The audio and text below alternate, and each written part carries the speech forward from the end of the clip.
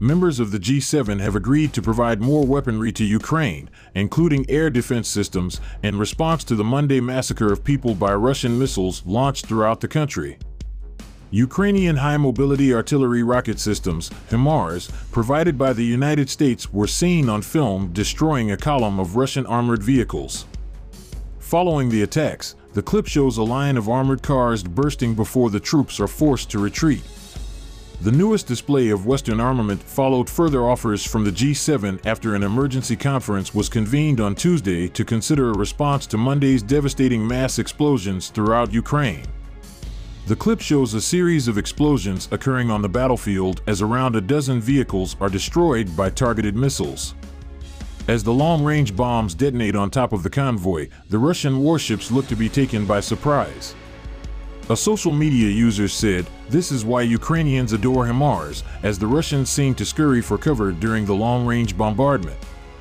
The missile system can shoot up to 80 kilometers from the front line of combat, and Ukraine was promised 4 more on Tuesday.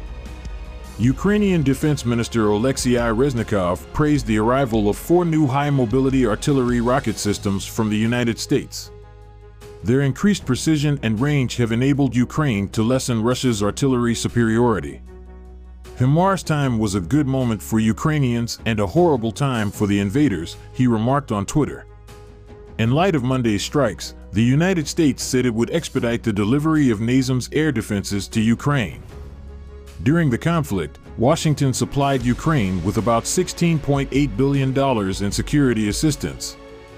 Ukraine has also received the first of 4 Iris-T air defense systems promised by the German government, according to a source from the German Defense Ministry.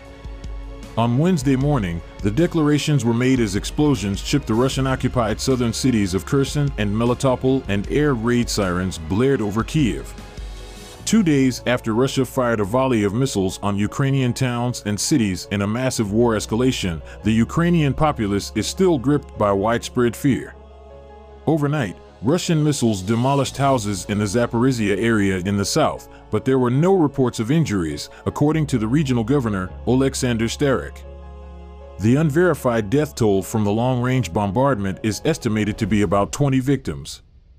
The Ukrainian military said that its forces expelled Russian soldiers from numerous communities near the Russian-occupied city of Berislav in the area of Kherson. Ukraine's armed forces have launched a series of swift counteroffensives despite the bombs. In an interview with state television, Russian Foreign Minister Sergei Lavrov said that Moscow was now willing to discuss methods to terminate the conflict with the United States or Turkey. He said he had not yet received a meaningful offer to negotiate, with Washington rejecting such proposals as posturing. The explosions occurred days after another explosion severely damaged the neighboring Kerch Bridge. According to state media, 5 explosions were heard this morning in the Russian-occupied city of Kherson, and according to unconfirmed reports, air defense systems were activated. Meanwhile, Ukraine has said that its forces had killed 100 Russian soldiers in a severe battle in the Kherson area, but it is unclear if the 2 occurrences are related. The administrative center of the Greater Kherson area, the city was one of the first to fall to Russian soldiers during their February invasion of Ukraine. Ivan Fedorov, the exiled mayor of Russian-controlled Melitopol in the southern Zaporizhia province, reported on the Telegram messaging app that a big explosion occurred in the city earlier on Wednesday. According to RIA, an explosive detonated near the city's central market, citing Russian-installed local police. There were no casualties, according to RIA. More than 10 Ukrainian cities, including Lviv, Bakhmut, Avdiivka, and Zaporizhia, have been damaged by Russian missile attacks, according to authorities in Kyiv.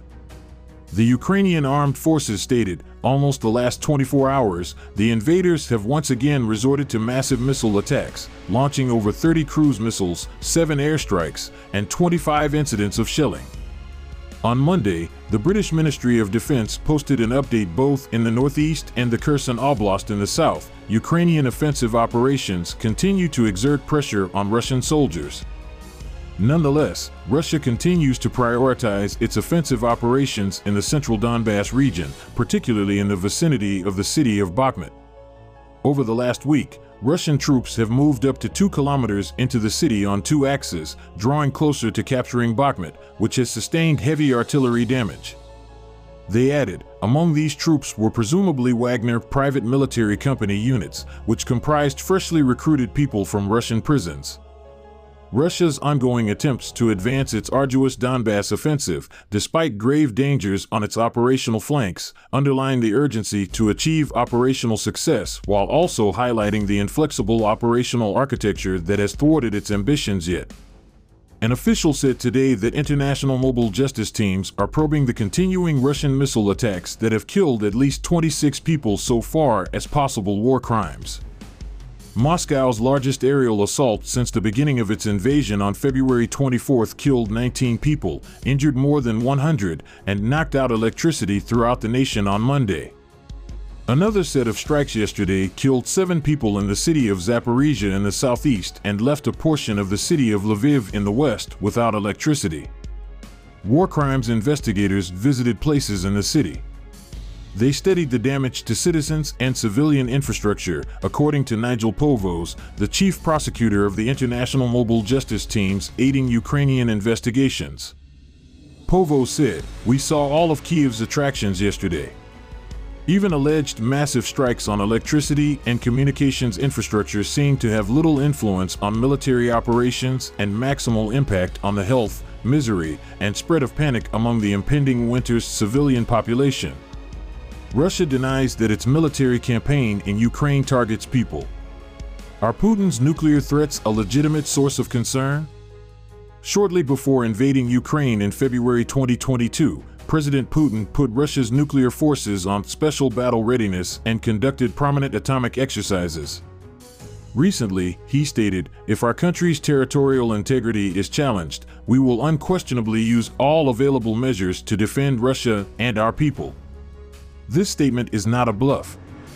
Rather than hinting that Putin is plotting a nuclear war, U.S. intelligence interprets this as a warning to the West not to assist Ukraine in recapturing these territories. Others are concerned that if Russia suffers more defeats, it may be tempted to employ a smaller tactical weapon in Ukraine as a game changer to break the stalemate or escape doom. Meanwhile, Volodymyr Zelensky said that he anticipates a favorable reaction from European partners in Brussels to his calls for a swift increase in military supplies as the country's cities face increased Russian missile attacks. Tuesday, the president of Ukraine appealed to the leaders of the group of 7 countries for more excellent air defense capabilities, while the G7 pledged to back Kyiv for as long as it takes. The Ukraine Defense Contact Group, a coalition of over 50 nations headed by the United States, will convene in Brussels on Wednesday alongside a gathering of NATO defense ministers. Mr. Zelensky said yesterday night, "I anticipate from our allies progress on anti-aircraft and anti-missile defenses, as well as agreements on a fresh supply of important weaponry and ammunition."